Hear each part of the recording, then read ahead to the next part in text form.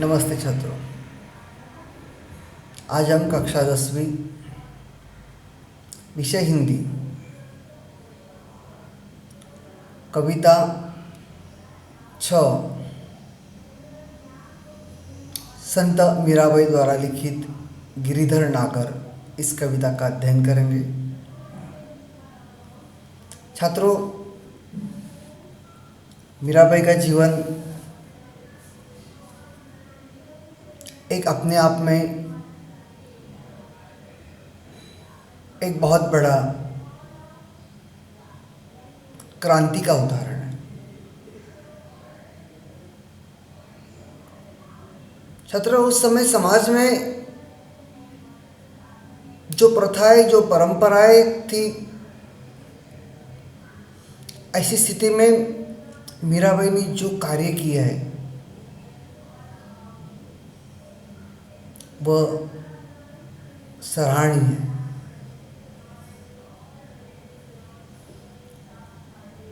मीराबाई का जन्म राजस्थान में मेड़ता के पास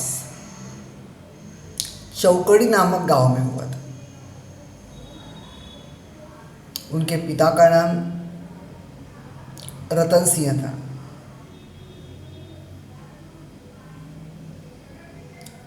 उस समय लड़कियों की शादी कम उम्र में हुआ करती थी या फिर हो जाती थी। मीराबाई की भी शादी जब वो कम उम्र की थी तभी हो गई थी। उनके पति उदयपुर के महाराणा कुंवर भोजराज थे, जो महाराणा सांगा के पुत्र थे। कहने का तात्पर्य यह है कि मीराबाई का जन्म और विवाह दोनों राज परिवार से जुड़ा हुआ है। मीराबाई का जन्म जोधपुर में हुआ, जो मेड़ता के पास चौकड़ी नामक गांव है वहाँ, और मृत्यु द्वारिका जो गुजरात में है। मीराबाई बचपन से ही कृष्ण भक्त कवि थी, कृष्ण भक्त में लीन थी।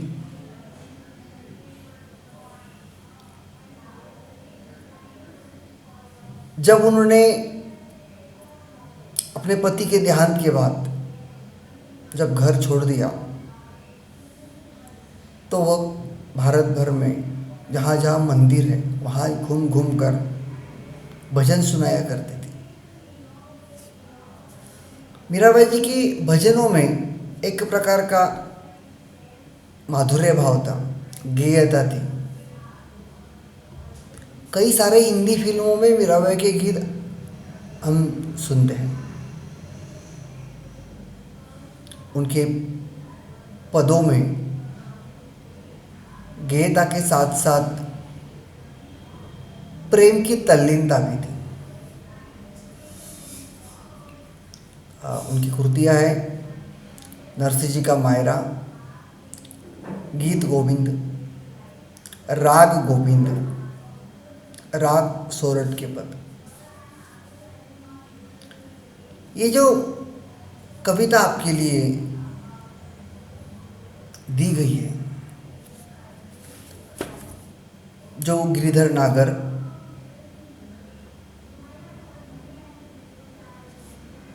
यहाँ पर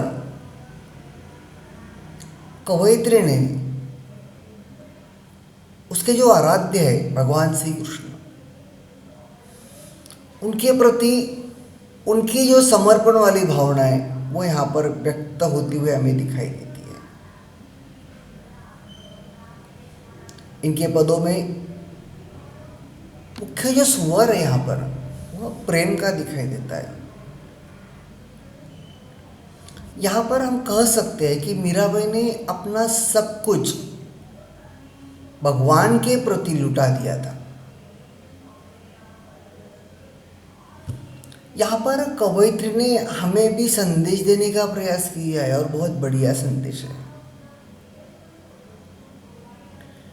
कि कवयित्री यहाँ पर कहना चाहती है कि इस मोह माया से बाहर निकलकर आप भगवान के प्रति समर्पित हो जाओ, आपकी सारी इच्छाएं पूर्ण हो जाएगी।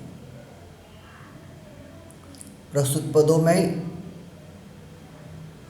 कवयित्री ने प्रेम की उत्सुकता, मिलन, आशा, प्रतीक्षा आदि भावों का बिल्कुल मनोरम ऐसा चित्रण किया है। ये जो कविता है छात्रों, ये बहुत बढ़िया है। इसे हम भजन भी कह सकते हैं। इसे दोह के रूप में आपके सामने रखा गया है और ये गेय भी है। आप इन गीतों को फिल्मों में भी सुन सकते हैं यूट्यूब पर। मीराबाई के भजन, मीराबाई के गीत। तो यहाँ पर हम शुरुआत करते हैं। मेरे तो गिरिधर गोपाल, मेरे तो गिरधर गोपाल, दूसरो न कोई। कवयित्री यहाँ पर कह रही है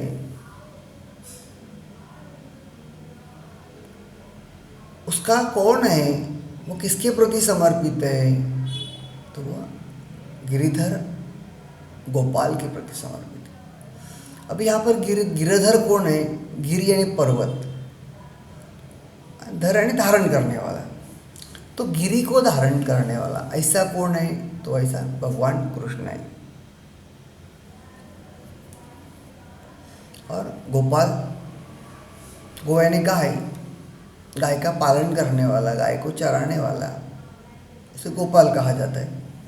और भगवान कृष्ण जब गोकुल में थे तो गायों का पालन किया करते थे, इसलिए उनका नाम गोपाल भी है। और गोकुल में उन्होंने भगवान इंद्र के प्रकोप से गोकुल वासियों को बचाने के लिए उसने गोवर्धन पर्वत उठा लिया था, इसलिए उनको गिरिधर भी कहते हैं और गोपाल भी कहते हैं। कई सारे नाम है भगवान कृष्ण के। यहाँ पर इन दो नामों का उल्लेख कवयित्री ने किया है। कवयित्री कह रही है मेरे तो गिरिधर गोपाल, दूसरो न कोई, और दूसरा मेरा कोई नहीं है। जाके सिर मोर मुकुट, जाके यानी जिसके, जिसके सिर पर मोर का मुकुट है। मुकुट यानी वो मोरपीस, उसका जो मुकुट है उसमें मोरपीस लगा हुआ है। अपने भगवान कृष्ण का चित्र, फोटो, इमेज कहीं पर भी देखी होगी तो वहाँ आपको भगवान कृष्ण के सिर पर जो एक मुकुट होता है उसमें मोर पंख होता है। कवयित्री यहाँ पर कह रही है कि उसका कौन है, तो जिसके सिर पर मोर मुकुट है, यानी कि मोर पीस लगा हुआ है जिसके सिर के ऊपर जो मुकुट है उसमें। मेरो पति सोई, सोई मतलब यहाँ पर वही, यही अर्थ में। तो कवयित्री यहाँ पर कह रहे कि वही मेरे पति है जिसके सिर के ऊपर मोर का पंख है, या फिर जिसके सिर के ऊपर जो मुकुट है उसमें मोर का पंख है, और साथ साथ वह गिरिधर भी है और गोपाल भी है। छाड़ी दई कुल की कहानी, छाड़ी यानी छोड़ देना, कुल यानी वंश, घराना, कहानी यानी मर्यादा। छाड़ी दई कुल की कहानी यानी कि उसने क्या किया है, अपने इस आराध्य को प्राप्त करने के लिए अपनी वंश, घराना, मर्यादाएं सारी छोड़ दी है। उसका अपना एक जीवन है मीराबाई का, और वो बिल्कुल आपको मालूम होना चाहिए, समझना चाहिए कि छात्रों उस समय का समाज था, उस कालखंड में नारी के लिए बस जिसे हम कह सकते हैं कि घर गृहस्थी और बच्चे, इस उतना ही उसका जीवन रहता था, जिसे मराठी में चूल और मूल उतना कहते। और कहीं बाहर जाने की उसे अनुमति नहीं थी। चार दीवारों के बीच वह बंदिस्त थी। ऐसी स्थिति में मीराबाई ने जो काम किया है वह बिल्कुल क्रांति जैसा है। और देखो वहाँ पर स्वयं उन्होंने भी कहा है कि छाड़ी दई कुल की कहानी, यानी कि कुल की सारी मर्यादाएं, परंपराएं उसने छोड़ दी है। कहाँ करी है कोई, चाहे कोई कुछ भी कर ले, मैंने अपना जीवन मेरे आराध्य के प्रति समर्पित कर दिया है और मैं उसी के लिए जी रही हूँ। छाड़ी दई कुल की कहानी कहाँ करी है कोई, चाहे मुझे कोई कुछ भी कहे। हाँ, कहाँ करी है कोई, जो जिसे करना है वह कहे। हाँ, मैंने जो किया है वह बिल्कुल सोच समझ के किया है और मैं सही हूँ, मैं गलत नहीं हूँ। हाँ, उसका प्रति, अपने आराध्य के प्रति उसके मन में एक ऐसा विश्वास था कि मैं गलत नहीं हूँ, चाहे कुछ भी हो जाए। संतन ढीग बैठी बैठी, ढीग यानी पास, निकट। संतन ढीग बैठी बैठी लोक लाज खोई। उसने क्या किया है, वो संतों के साथ रहने लगी। हाँ, वो संतों के साथ रहने लगी और उनके साथ वो घूमने फिरने लगी। और संतों के साथ घूमना फिरना उसे अच्छा लगता था, क्योंकि वह उसके आराध्य की बातें किया करते थे जो उसे प्रिय था। कौन था उसे प्रिय? भगवान कृष्ण, जिसके प्रति उसने अपना सर्वस्व अर्पण कर दिया था। उसे ही उसने अपना पति तक मान लिया था। ऐसे उसके पति की, यानी कि भगवान कृष्ण की, भगवान की, उसके परमात्मा की, उसके आराध्य की बातें जो संत किया करते थे, उनके साथ घूमना फिरना उसे अच्छा लगता था। और इसलिए उसने क्या किया है, लोक लाज खोई, यानी कि लोक लज्जा छोड़ दी है, उसका त्याग कर दिया है। लोग क्या कहेंगे उसने बिल्कुल नज़रअंदाज कर दिया, उसका ख्याल ही नहीं किया। असुवन जल सिंची सिंची, मीराबाई को उस समय के समाज ने बहुत दुख दिया। यहाँ पर कवयित्री कह रही है, असुवन जल सिंची सिंची। असुवन यानी आंसू से निकलने वाला जल, आंसू-रूपी जल। उसने आंसुओं से सींचा, आंसुओं का जल है उसे सींचा है। किसे सींचा है?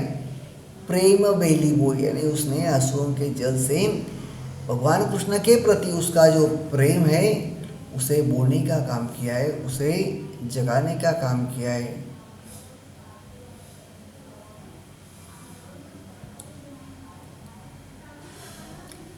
प्रेम बेली बोई, यानी कि प्रेम रूपी बेल को उसने अपने आंसुओं के जल से सींचा है। प्रेम रूपी बेल को उसने अपने आंसुओं रूपी जल से सींचा है। सींचना है यानी पानी देना है। खेत में किसान अपने फसल को सींचता है, यानी उसे पानी देता है। उसी प्रकार उसने यहाँ पर प्रेम रूपी जो बेल है, बेल है नहीं, बेल इस अर्थ में या फिर लता इस अर्थ में हम सोच सकते हैं, तो उसे सींचा है। अब उससे क्या हुआ है, उसका परिणाम क्या हुआ है? अब तो बेल फैल गई, यानी कि अभी जो प्रेम का जो उसने बी बोया हुआ है और उसने आंसुओं के जल से उसे सींचा है, अब वो चारों दिशा में फैल गई है। चारों ओर उसे भगवान कृष्ण और उनकी बातें, अपने आराध्य की बातें, इसके अलावा और कुछ दिखाई देता नहीं है। आनंद फल हुई, यानी इससे क्या हुआ है, उसे आनंद रूपी फल प्राप्त हुआ है। ये सारी बातें करते समय मीराबाई को बड़ा आनंद होता है। उसे कतई लगता नहीं है कि वह कहीं गलत है। उसने भगवान कृष्ण के प्रति अपनी समर्पण वाली भावना बिल्कुल स्पष्ट रूप से यहाँ पर अंकित की है। दूध की मथनियाँ बड़े प्रेम से बिलोई। आपको मालूम है दूध से दही जमाया जाता है, दही को जब मथा जाता है तो उसमें से छाछ अलग निकलता है और माखन अलग निकलता है। तो यही बात यहाँ पर कवयित्री कह रही है, दूध की मथनियाँ, यानी कि दही है बड़े प्रेम से बिलोई। हाँ, उसने क्या किया है, उस मथनियों को बड़े प्रेम से बिलोया है, यानी कि उसे क्या कहते हैं हम उसे, जैसे रवि बिलोते उसी प्रकार उसने उस प्रेम रूपी दही को बिलोया है। उससे क्या हुआ है, उससे हुआ यह है कि उससे दो बातें निकली, एक तो माखन निकला और छाछ निकली, छाछ तैयार हो गई। दही कौन सा है, प्रेम का दही है, उसे बिलोया गया है। तो उसके बाद क्या हुआ है और कैसे बिलोया है, तो प्रेम से बिलोया है। हाँ, भगवान के प्रति उसके मन में एक निस्सीम अद्वितीय ऐसे प्रेम वाली भावना है। और उसे दो चीज़ें निकलती है, दही को जब बिलोया जाता है, मथा जाता है, तो दो चीज़ें निकलती है, एक माखन और दूसरा छाछ।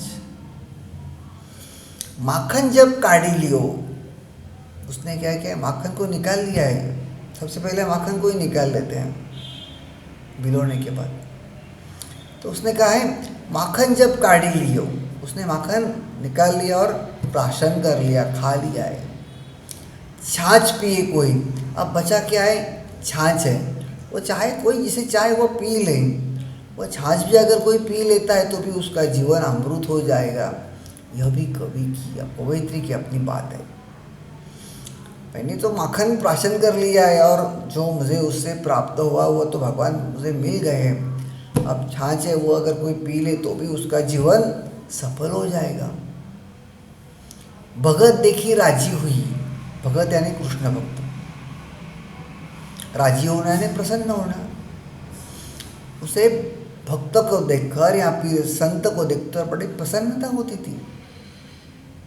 भगत देखी राजी हुई, जगत देखी रोई। जगत यानी यह संसार, संसार ने उसके साथ जो बर्ताव किया वह, और वो सारा व्यवहार संसार ने उसके साथ किया, लोगों ने उसके साथ किया, उसके परिवार वालों ने उसके साथ किया, वो सारी बातें देखकर उसे कई बार रोना आता था। और वो अपने इस दुख से उभरने के लिए क्या कर रही है, देखो, दासी मेरा लाल गिरिधर, दासी मेरा लाल गिरिधर, यानी कि भगवान मैं तुम्हारी दासी हूँ। तारो अब मोही, अब तू ही मुझे इस संसार से, मोह माया से, मोह यानी संसार मोह माया से भरा हुआ है, इस संसार रूपी भवसागर से, मोह माया रूपी भवसागर से अब तू ही मुझे पार करा सकता है। बिल्कुल एक अलग ढंग से कवयित्री ने आपके सामने अपना दुख व्यक्त करते हुए उसने किस प्रकार उसके ऊपर मात की है और भगवान कृष्ण से उसने किस प्रकार एक बिनवनी कह सकते उसे हम करते हुए भगवान कृष्ण से कहा है कि इस भवसागर से जो सुख दुख से भरा हुआ है उससे मुझे बाहर निकालो। हरि बिन कौन गति मेरी, हरि बिन कौन गति मेरी, कौन यानी कौन, और आश्रय, मुझे हरि यानी भगवान कृष्ण, तुम्हारे बिना मेरा कौन है। हाँ, तुम्हारे बिना मेरा कौन है, हरि बिन कौन गति मेरी, हे भगवान तुम्हारे बिना मेरा इस दुनिया में और कोई नहीं है। तुम मेरे प्रतिपाल कहिए, प्रतिपाल यानी पालन करने वाला, तुम मेरा पालन पोषण करने वाले हो, तुम मेरा पालन पोषण करने वाले हो, तुम मेरे प्रतिपाल कहिए। मैं रावरी चेरी यानी कि मैं आपकी दासी हूँ, चेरी यानी दासी, रावरी यानी आपकी, रावरी चेरी यानी आपकी दासी, मैं रावरी चेरी, मैं आपकी दासी हूँ। तुम मेरे प्रतिपाल कहिए मैं रावरी चिर। आदि अंत नीज नाव तेरो हिमाए फिरी। आदि अंत का मतलब है दिन रात। निज यानी स्वयं, नाव यानी नाम, हिमाए फिरना यानी माला फिरना। मैं दिन रात तुम्हारे नाम की मालाएं फिरा करती हूँ। आदि अंत नीच नाव तेरो हिमाए फिरी। मैं क्या करती हूँ दिन, हे भगवान मैं दिन रात तुम्हारे नाम की माला फेरा करती हूँ। बेर बेर पुकार कहूँ, बेर बेर पुकार कहूँ प्रभु आरती है तेरी। बेर बेर यानी बार बार, पुकारना यानी बुलाना।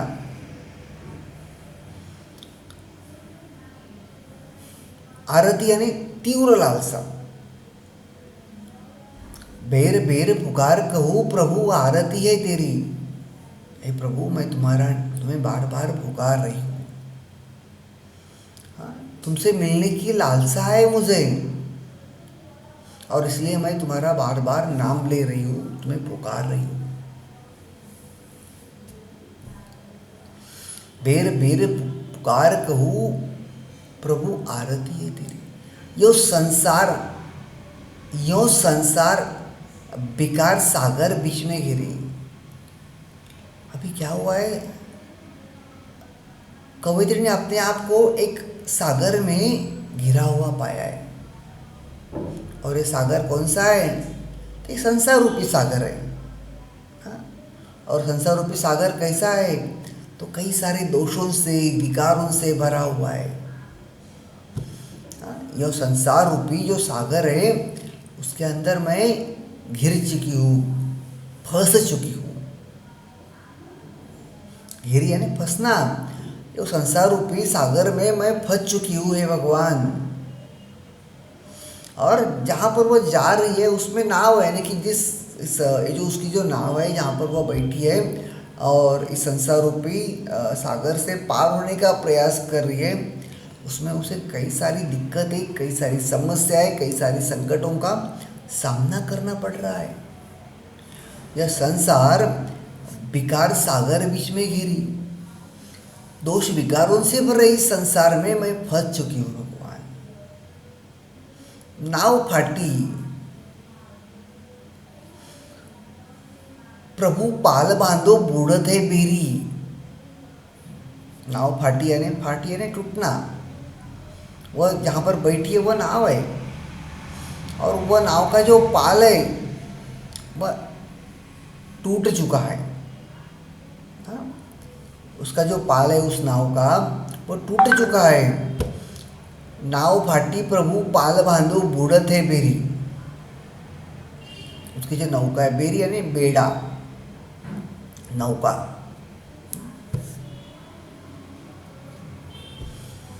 नाव फाटी प्रभु पाल बांधो बूढ़त है बेरी। तो हे प्रभु तू मेरे नाव की जो पाल है उसे बांध दो, अभी मेरी नाव डूबने जा रही है। तुम ही मुझे संभाल सकते हो और इस भवसागर से मुझे तुम ही बाहर निकाल सकते हो। बिरहिनी पीऊ की बाट जावे राखल्यो नीरी। बिरहिनी पीब की बाट जावे राखल्यो नीरी। बिरहिनी यानी बिरहिनी, पीऊ की यानी प्रभु की प्रेयसी के, प्रेमी की कह सकते हैं हम। यहाँ पर प्रभु के इस अर्थ में बाट जावे यानी राह देखना। हाँ, बाट जावे यानी राह देखना। राख लो नीर यानी कि तुम्हारे पास मुझे बुला लो, मैं तुम्हारी राह देख रहा हूँ। बिरहिनी तुम्हारी बिरहिनी हो, तुम्हारे विरह में तड़प रही हूँ, तुमसे मिलने के लिए मैं तड़प रही हूँ। यहाँ पर कवयित्री भगवान से कह रही है और वह भगवान के पास जाना चाहती है। बिरहिनी पीयूगी किसकी है? वह प्रभु की है। बाट जावे यानी कि उसकी राह दिख रही वो भगवान की। और आखिर तुम मुझे अपने पास बुला लो और इस मोह मायामयी संसार रूपी सागर से मुझे बाहर निकालो। बहुत सुंदर काव्य पंक्तियाँ है। नाव फाटी प्रभु पाल बांधो बुड़त है बेरी, बिरहनी पीऊ की बाट जावे राख ले उनेरी। दासी मीरा राम रटत है, नाम राम रटना है, नामस्मरण करना। दासी मीरा राम रटत है, मैं शरण हूँ तेरी और मैं तुम्हारी शरण में आई हूँ। हे भगवान, तुम मुझे इस भवसागर से बाहर निकालो, मैं तुम्हारे शरण में आई हूँ। यहाँ पर दो पैराग्राफ पूरे हुए, हम तीसरे पैराग्राफ की ओर बढ़ते हैं, जहाँ पर होली की चर्चा वहाँ पर हो रही है। फागुन के दिन 4 होरी खेल मना रही। जो फागुन नामक जो मास होता है, जिस मास में होली का त्यौहार होता है, और कवयित्री अपने मन से कह रही है, हे मन, फागुन के जो दिन है उस महीने में होली के बस 4 ही दिन है। हाँ, यानी कि 4 दिन, यानी कि 4 दिन शब्द से अर्थ नहीं है, कम समय, अत्यल्प समय। फागुन के दिन 4 होली खेल मना रहे। हे मन, फागुन महीने में होली के बहुत कम दिन होते हैं, और होली सन आप सबको मालूम है रंगों का त्यौहार है। कई सारे रंग बच्चे, बड़े बूढ़े, महिलाएं सारे मिलजुल कर होली के खेल का आनंद उठाते हैं। तो कवयित्री भी अपने मन से कह रही है कि हे मन, ये फागुन का जो महीना है, इसमें होली का त्यौहार है और उसका बहुत कम समय है। कम समय, तू अभी चाहे जितनी होली खेलना चाहे खेल ले, क्योंकि यह त्यौहार 1 साल के बाद ही फिर आएगा, और उसके बाद तुम्हें वक्त शायद नहीं मिलेगा। बिन करताज पखवाज बाजे, अनहद की झनकार रे। करताज यानी सूर, पखवाज यानी एक प्रकार का बाजा है वह। अनहद यानी एक प्रकार का संगीत ही है, और झनकार माने भी संगीत ही है। यहाँ पर कवयित्री क्या बताना चाहती है? बिन करताल पखवाज बाजे, अनहद की झनकार रे। यानी कि बिना करताल पखवाज के बाजे, यानी किसी प्रकार के वाद्यों का न होने के बावजूद भी उसे एक प्रकार का आनंदमय होली का संगीत सुनाई दे रहा है। वहाँ पर कहीं कोई गा नहीं रहा है, लेकिन उसके कानों में वो होली का संगीत गूंज रहा है, और वो अपने मन से कह रही है, हे मन, तू उसका आनंद उठा ले, खेल ले। बिन करताल पखवाज बाजे, अनहद की झनकार रे। एक अलग प्रकार का आनंद, उत्साह उसके अंदर फागुन के इस होली के समय में आया है, और वो उसका आनंद लेना चाहती है। बिन सूर राग छति सुगावे, कवयित्री यहाँ पर कह रही है, और सूर यानी सूर, छत्तीसु का मतलब है श्रेष्ठ, सॉरी, राग का मतलब सूर और नहीं, बराबर, छत्तीसु का मतलब श्रेष्ठ। बिन सूर राग छत्तीसु गावे, यानी कि बिना सूर और राग के भी जो गीत है वो उसे सुनाई दे रहा है।